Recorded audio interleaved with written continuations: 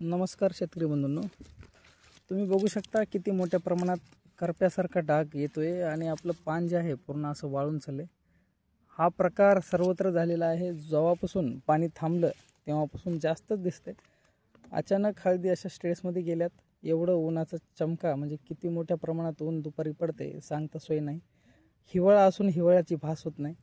आता अशा वातावरणात हे आपली हळद पीक हे अशी कोमजल्यासारखी दिसते। तर याला काय करू शकता, तर तुम्ही मित्रांनो सिलिकॉनचा स्प्रे घ्या। सिलिकॉनमध्ये सिल्प्रोचा वापर करा। यामुळे काय होईल, तुमच्या पानाला लेअरेशन होईल, म्हणजे लॅमिनेशन केल्यासारखं होईल। याचं प्रोटेक्शन जर झालं तर कोणत्याही प्रकारचं करपणं किंवा डाग येणं होणार नाही। त्यानंतर हे अशा प्रकारची डिफिशियन्सी दिसत असेल तर मित्रांनो तुम्ही कॅल्शियम वापरू शकता। ऑक्साईड फॉर्ममध्ये कॅल्शियम आपल्याकडे उपलब्ध आहे। कॅलिंड्रिप नावानं उपलब्ध आहे। त्याला तुम्हाला प्रति एकरी 2 लिटर सोडायचं आहे। आणि आता तुम्ही 13-40-13 चालू करू शकता। 13% पोटॅश आहे, 40% फॉस्फरस आहे। पोटॅशची जरी कमतरता दिसत असेल तर त्याच्यातून सुद्धा भासून निघते।